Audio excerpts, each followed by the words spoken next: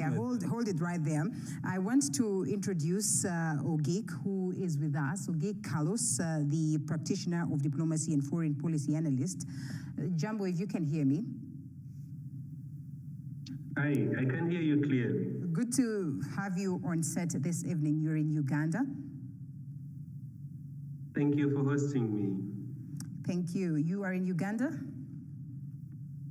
Yes, I'm in Uganda. Kampala. How's the situation like? How, excited or, committed are the people of Uganda towards making sure that they turn out in large numbers? There's always been this complaint that most of the times there's voter apathy. Of course, the voter register has gone up based on the previous years, but what is the guarantee that there's going to be a turnout that is good enough for the people to go and exercise their democratic rights? Yeah, first of all, thank you for having me. TV47, it's a pleasure to speak to you. Yeah. Something that I want to start with is that I think yesterday President Museveni released a statement declaring 15th and 16th public holidays in Uganda, a direction that comes in a very ample time to observe that the Ugandans can actively participate in the upcoming elections. And that is at least one good step towards ensuring that people can participate without having excuses. But also, secondly, something that I want to say very clear, that Uganda's general population is around 46 million, unless I'm mistaken. But if you look at those who have registered to participate, to vote, we have registered, I think, 21 million people. And that represents almost half of the population, or more than half of the population of Uganda. But also another statistic that is interesting is that in a country of 46 million, at least 75% of those are people within the age of 35 and below. So whether all those are within the voting age or not, that's another discussion. But it tells you that this time round, there is at least promise that Ugandans are looking forward to, exercising their constitutional right to vote and decide who should lead them in the next years. All right, interesting. There's been a general feel that it's not been a very conducive environment. What is the mood like? If you have had an interaction with the people around, do they have the confidence that they are guaranteed of security, even as they're going to go to, exercise their democratic rights? Let me paint the picture here. You see, Uganda is one very interesting country in East Africa. That if you compare or you do a comparative analysis within East African region, the political practice or what environment actually comes up during the political times like this, you would be having something which gives you a bit of guarantee that in Uganda, the environment seems a bit calm. Within the city, there has been massive deployment of armed forces, be it military police, be it the army themselves. There has been deployment, and business seems to go as usual. I don't know between now and Thursday whether it will stay the same, but I have hopes that it will stay the same. And as I can guarantee, I think my colleague there was already talking about it. There was a bit of contradictory statements that have been released by different authorities. For example, when you hear the commander or the CDF, the commander of the armed forces, coming to say immediately when you vote, go back home. And yet, constitutionally, we talk about 20 meters. You stay away for 20 meters and wait, observe, and maybe protect your votes. So these are some of the different things that we really see as possible hotspots to trigger out reactions from the public. And for me, it's not for me to determine whether that reaction would be violent or it would be, peaceful. So, but as it stands right now, the city is calm. People are looking forward to next week, and I'm certain that Uganda will have a peaceful election. Give it to Museveni. He has a way of calming the situation, whether it's radical an approach or not. Before you respond to that, there's the latest that we have getting to the newsrooms on our end. Earlier on, we had carried a story about Eliud Owalo and his declaration that he would want to vie for presidency in I don't know why you're laughing like that in 2027, but yes. But yes, there's something else, because then he says there's this that is just hitting the newsrooms, that resignation as the Deputy Chief of Staff Delivery and Government Efficiency following my declaration earlier today that I intend to run for presidency for the Republic of Kenya in the year 2027. My position as the Deputy Chief of Staff Delivery and Government Efficiency is no longer tenable. I have therefore resigned from the position with immediate effect. That is from Eliud Owalo. We'll be giving you updates on the same as and when they get to reach the editorial desk. But back to you. Well, I've known Eliud Owalo for a while. Yeah. Mr. Eliud Owalo and I attended the same school, the prestigious St. Mary's School, Yala. Yeah. I was in Form 1 when he was in Form 6. Okay. And he was the deputy head boy. So he has had all these leadership credentials for a long time. Although when you look at it from a critical perspective, probability of him becoming the president of the Republic of Kenya is approaching 0. It's not approaching 1. Is it? Yeah, it's slim. Although, again, that points to the picture that any Kenyan who believes they've got capacity, character, and competence to lead a nation, you present yourself, and then Kenyans will take a decision. And also, he probably sits in the group of Raila orphans. There's a group of people who are very relevant when Mr. Raila Odinga was alive, and in his absence, then nobody's very sure of their political capital. But going back to Uganda, you raised a fundamental issue. When you look at the signs coming from Uganda, I mean, when you're electing the Pope, you look for the white smoke. Yeah. When you're looking at the signs coming from Uganda, probability again of President Museveni retaining his position as head of state is almost 100%. I mean, that may be uncomfortable to Deus and the other gentlemen, but the probability of him winning is 100%. So President Museveni is not feared. Rather, President Museveni doesn't fear the outcome on 17th, as is going to be declared by their IBC. What he fears is how the nation is going to react to the announcement and how he's going to manage it. And you raised that fundamental issue. That is the reason why majority of African leaders fear respecting the 2-term limits or going home very early in the day. Because it's the fear of the unknown. They're not sure how they're going to be treated when they left office. And that is how Kenya comes in. Kenya set a very good example. You would recall, a few days before former President Moi left office, everybody was in town saying, Yote awezekana bila Moi. There was a certain mood in the nation. But as soon as Moi left office, he handed power. When he was handing over power, then I was a cab reporter. I attended the function at Uhuru Park.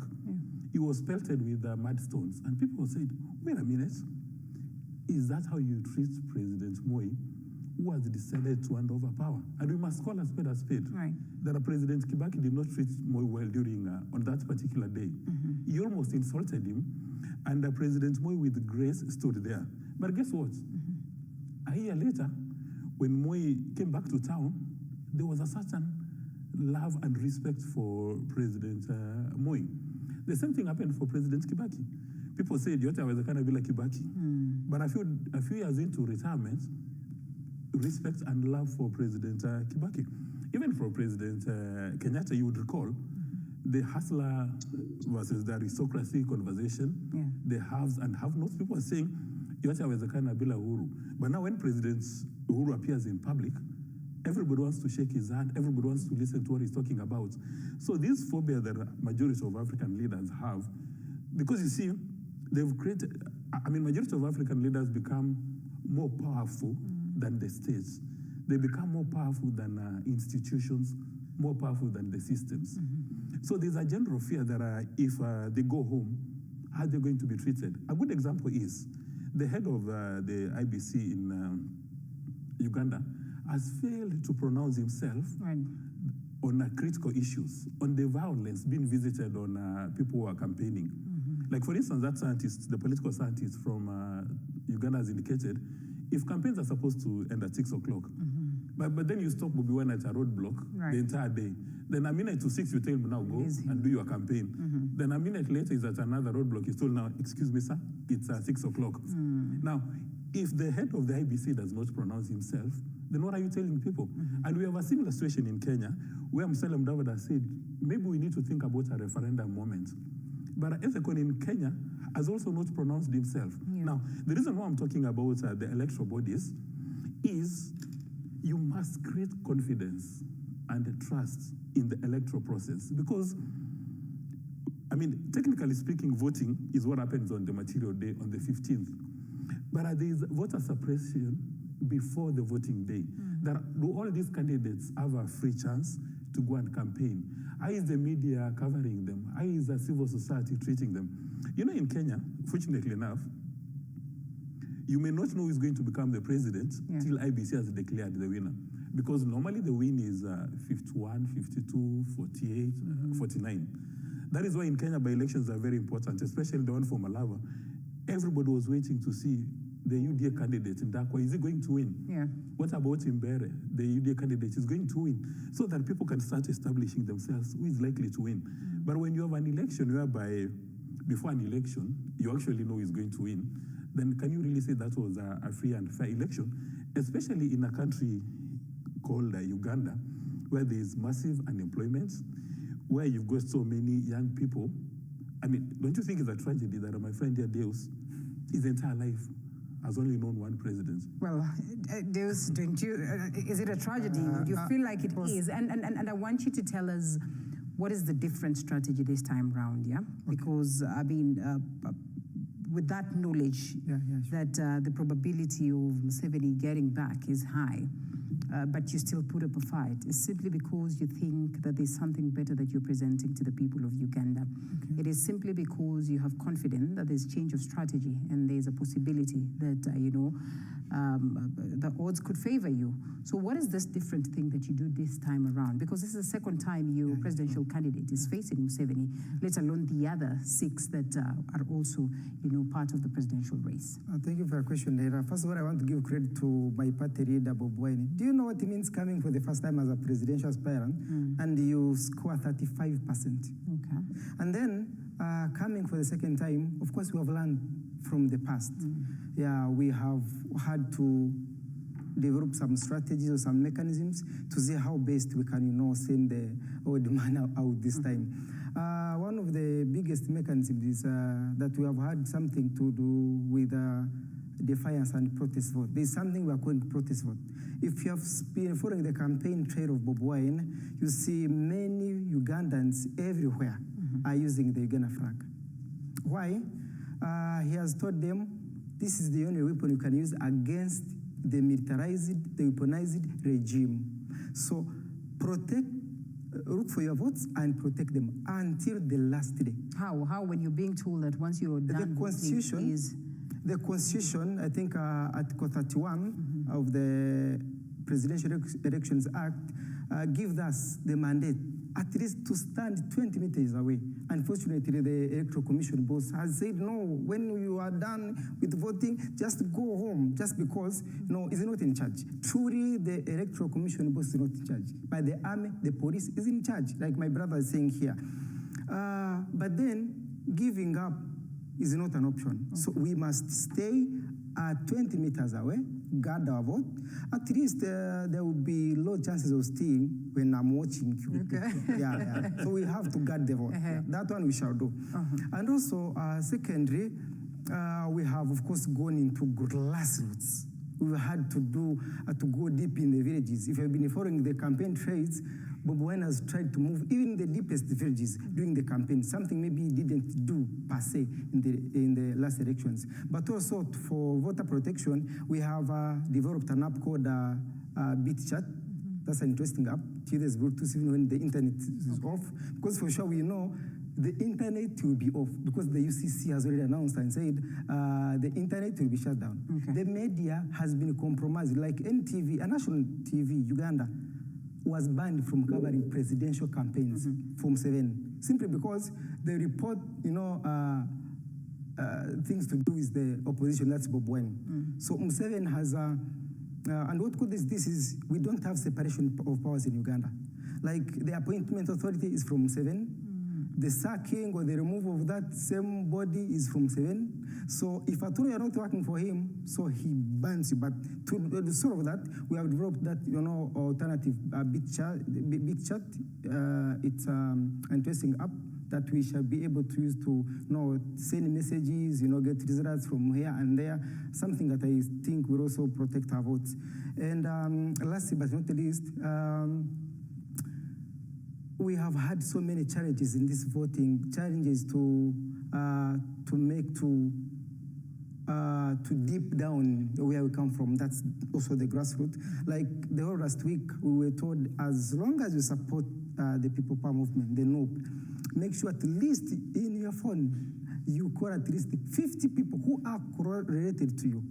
Make WhatsApp groups. Like we are united than we have never been before. And I can assure you that this time, unless, like my brother said, unless Museveni, deploys his fierce and force tactics, using and deploying the army to terrorize, like it's doing already over 550 members of the opposition of Bob Wine already arrested, abducted. So I know the tense situation will be there. I don't know how it turns out to be on that day, but I can see high chances of Bob Wine winning this election. If Hold it right there. Okay, we come back to you. What would you say is the level of confidence that the people of Uganda, in terms of, the operations, the functionings, the preparation of the Electoral Commission? And of course, on top of that, do you suppose that this is for Museveni to win? And if it is the case, why then should people wake up very early to go and vote? Or it is going to be a fair and square process? Thank you again.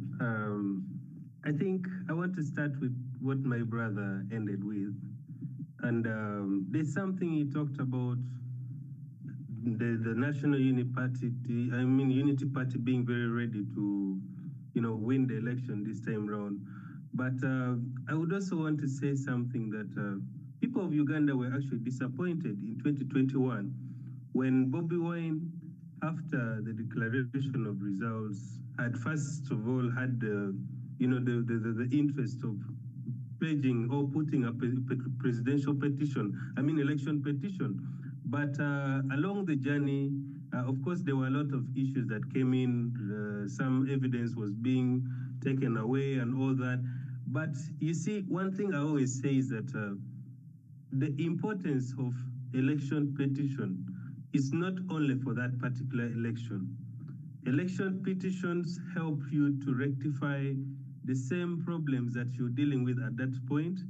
It helps you to fix them so that by the time the next election comes, you're not again going to deal with the same problems. That is one of the biggest disappointments that Ugandans actually had in Bobi Wine after the presidential election of 2021.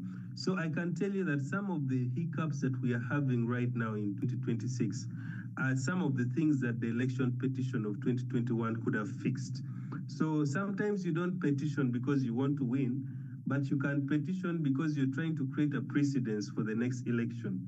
Now, having said that, whether I think President Museveni will win or not, that is for the voters to decide. But as I can tell you, I want to divide the two different contrasting parties. For example, the National Unity Party and the National Resistance Movement, which is NRM, the ruling party. Something that we should pay attention to is the slogans of the different parties when they are fronting their candidates. In 2021, President Museveni was riding around the slogan of securing the future. And then, by then, Bobi Wine and his team, they was having the slogan of we are removing a dictator. And then in 2026, you can see a bit of shift from now we are protecting, from securing the future to protecting the gains. Whether that is a justification that the future has been secured and whose future has been secured, how it has been secured, and maybe how sustainable is the future that they have secured. Those are questions that NRM people can answer best. But also, if you look the other side, moving from we are removing a dictator to now protest votes, that also says something different, a bit of division, maybe within the same lane. But a big thing that Ugandans have mastered here, that if you're analyzing the political approach of Bobi Wine, he has mastered the art of appealing to the hearts of Ugandans and invoking emotions of Ugandans and seeking for pity votes of Ugandans. And for some reason, if you follow the presidential debate, I would actually be very honest. I'm not speaking from a political angle or any other party, but I should tell you, if you ask any Ugandan who followed the presidential debate, who saw all the candidates who were there, of course, minus President Museveni, who didn't attend, all those people who were presenting issues, I wouldn't say Bobi Wine was even the best candidate in that, because he was only focusing on the issues that were arousing emotions of Ugandans. So when you say we're removing a dictator, that is more emotional. What are the ingredients of removing a dictator?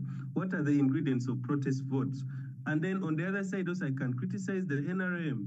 If you're saying you're protecting the gains, it sounds insulting to a common man who is living in a grass-thatched house, in a single house, and cannot even feed his family.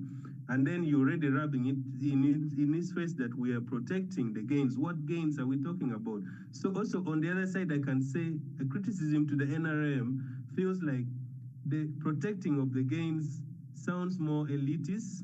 It sounds more exempting for the wananchi, and it's not something that everyone can relate with. So the two contrasting camps, minus other candidates, they have both ignored the real issues and the real concerns of Ugandans. So if you ask me now, based on the issues that are at hand, who will win? I will tell you, statistics are clear. Even if you check, there are some reports, of course, people say they are manipulated, but it's saying that the polls, according to what people have voted, it looks like in 2021, Bobi Wine was under a wave. People power movement was more of a wave, which by then attracted so many political players that many people thought even it's a bus through which they can ride and become whether members of parliament and in the different positions that they were competing in. But now in this current election, with all the crackdown on media, with the limited spotlight they are giving them, I think even the predictions are actually contrary to what my brother is predicting, which says if he won or if he lost by 35% the other election, this time round he may lose. Or if he's to lose, I'm not speaking that he has already lost, but if he is to lose, he would drop a bit from the 35. So that is something that I think I would leave it as a balance for Ugandans to decide. You acknowledge that in a way it's more or less like a two-horse race. I'm driving at something that will inform the next question that Dismas responds to. But I am glad that you have had a chance to look at the presidential candidates that have presented their bid, that is through the presidential debate.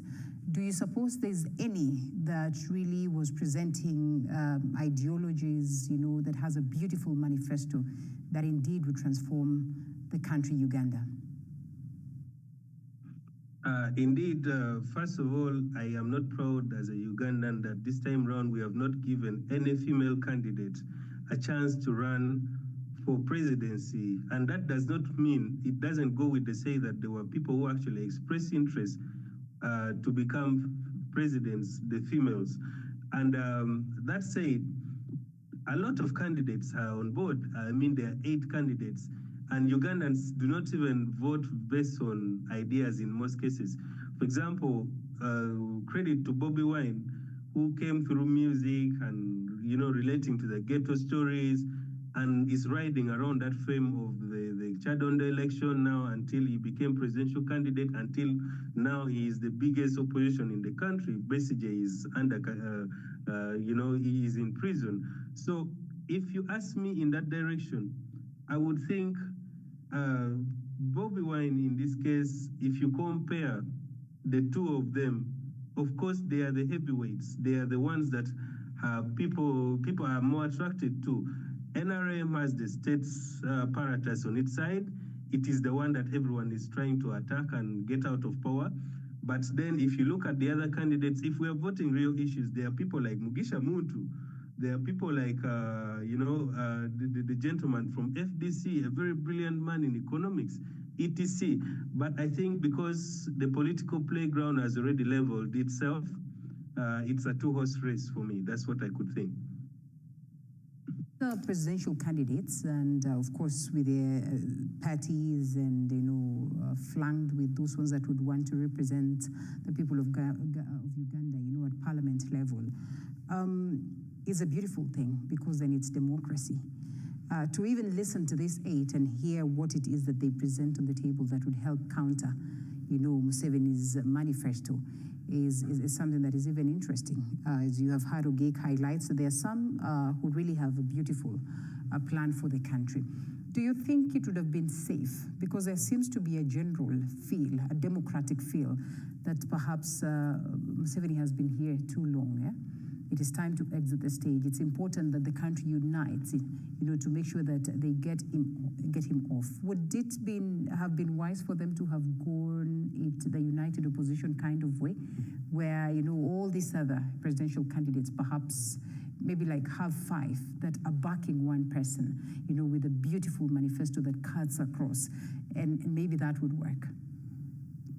First of all, the question you're asking about united opposition, it would suggest that if the opposition united, they will have more votes than President Museveni. Right. I mean, at some stage in Kenya, President Moi was a minority president. I mean, he got minority votes, but he still won because the opposition was split. You remember Ken Matiba and the rest of the candidates. But when you go through the statistics from Uganda, they do not paint that picture. That even if the opposition are united, under the circumstances, they would not manage to beat President Museveni. That is why the challenge for Uganda, the way I see it, and the reason why the candidature of Bobi Wine is very critical, is on post-election management as a strategy of creating very strong institutions for the next election. Because when you have a Bobi Wine running, as Ogek has indicated, then you test the capacity of the institutions to deliver on their mandates. So right now, people can form an opinion on the electoral body, on the military, on the police, and all these other bodies in the electoral process. And that has also happened in Kenya. You keep on testing them every day to make sure that these institutions, at the end of the day, they become stronger than the political personalities we have in Kenya. That is why the candidature of Mr. Bobi Wine is very critical. And also is a young man who has identified with the issues, interests, and aspirations of majority of the voters, but he has not been able to crystallize them into a capsule that can deliver a win. And in Africa, and indeed all over the world, for you to become a president, you must make sure that your message, and I speak as an authority on this subject, you make sure your message is both emotional, that you're just getting emotional connection with the voters, and a bit of it rational. When you listen to the campaign of Donald Trump, you would see a mixture of both. Rational, you come up with your manifesto, but as soon as you've delivered your manifesto, then now you go back to the emotional aspects. If your campaign is only going to be anchored on ideas, and on the manifesto alone, then anybody with access to a laptop or a smartphone, you can use now AI to generate a manifesto and you present it. I mean, you'll get very beautiful ideas, but ideas alone will not guarantee a win. You have to win the souls and hearts and minds of the voters, and that is how Bobi Wine is attempting to come up. But again, when you look at President Museveni, because I paid attention at least to their NTV and their national broadcaster, I mean, the gentleman has done so many rallies, almost for the last 1 year. He's visited almost every village. And for them, they do their campaigns in a nice way. He speaks in English, then somebody does a translation.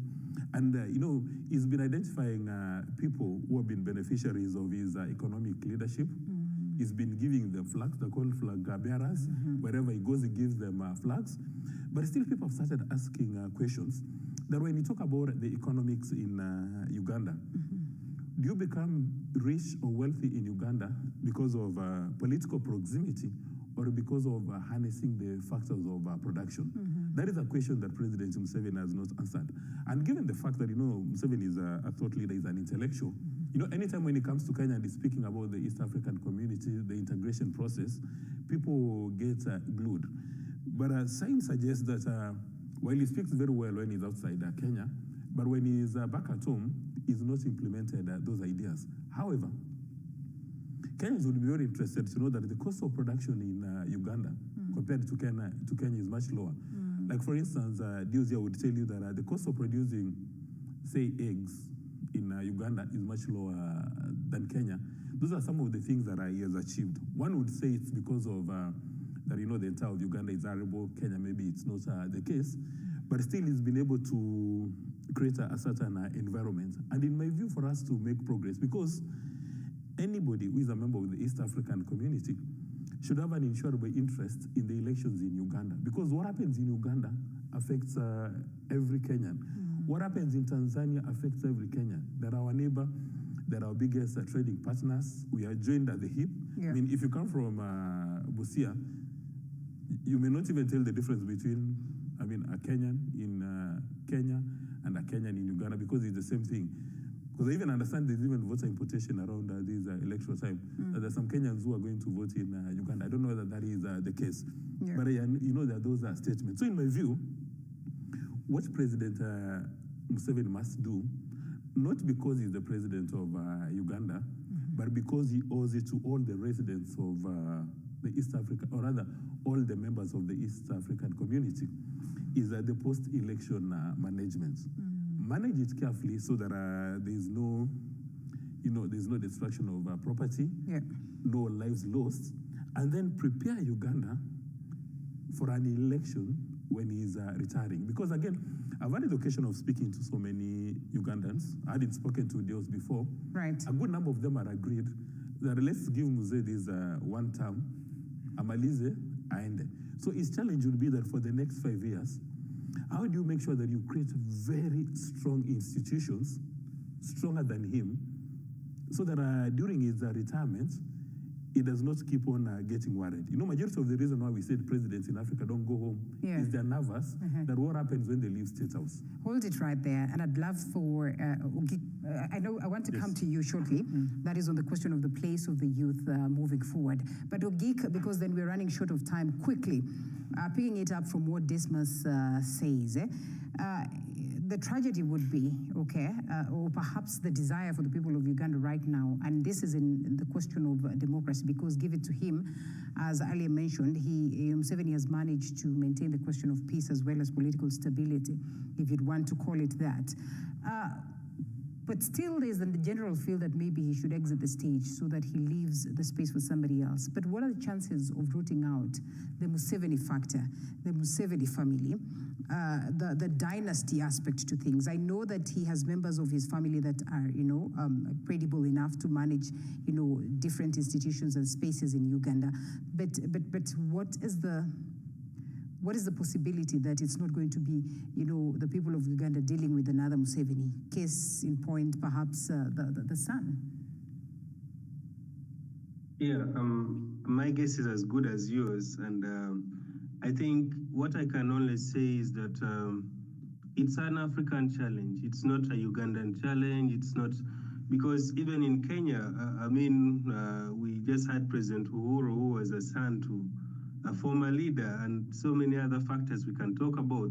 But I think for the case of Uganda, to go away from the Musevenism, like my senior gentleman was talking about, there is need for us to establish the constitutional independence first, separate powers of all these different arms of the governments, and also at least make sure that each of them is there to check and balance each other, not one being superior to the rest.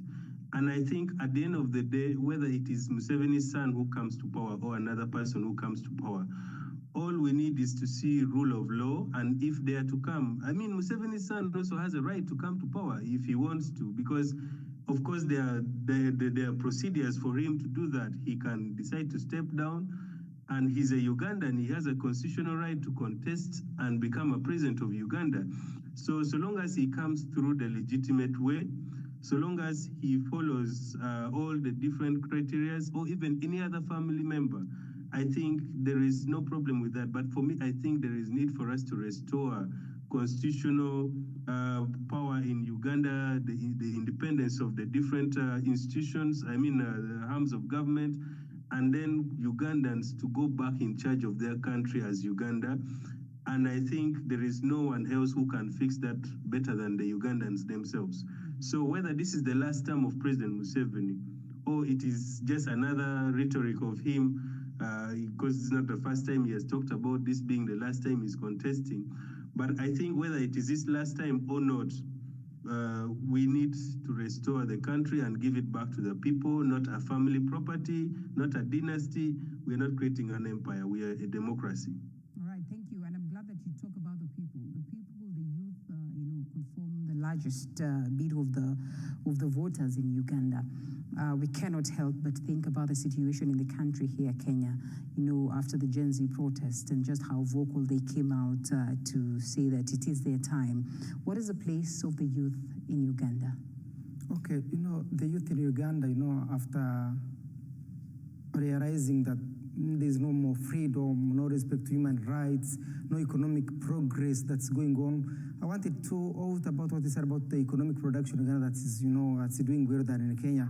But I wanted to let you know, do you know there's a time Uganda gave aid, in fact, in terms of food, to UAE in 1974, during Idi Amin. Uganda is a rich country, but why is it the poorest of now?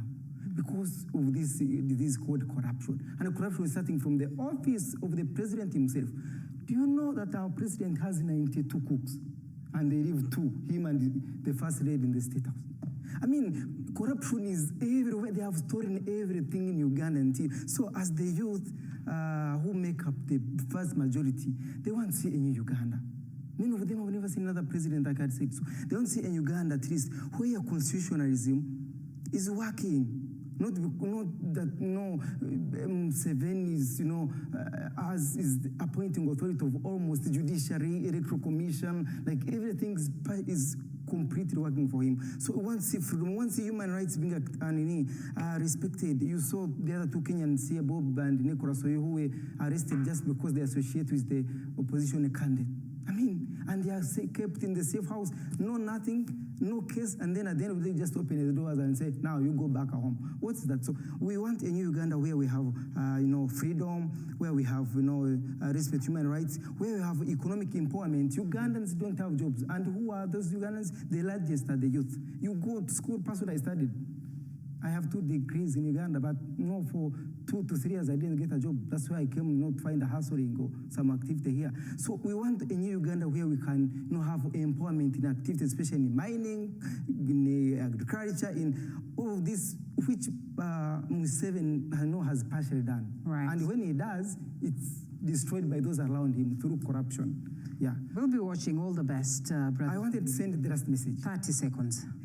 To our electoral commission chair, Justice Joakama, we know you are not in charge, but for the betterment of Uganda, at least cleanse your name, and at least with your dignity, at least be fair and be just like your name. That you do not ban our country. That at least be fair and try to be in charge because you are the boss. Thank you so much. Thank you so much. 30 seconds, Dismas. I'm glad that Deos, after getting his 2 degrees, he came to Kenya and he's gotten opportunities. And that is really the spirit of the East African community. That if there is a Kenyan who wants to go and do work in Uganda, Tanzania, Rwanda, Burundi, DRC, please go and do the work.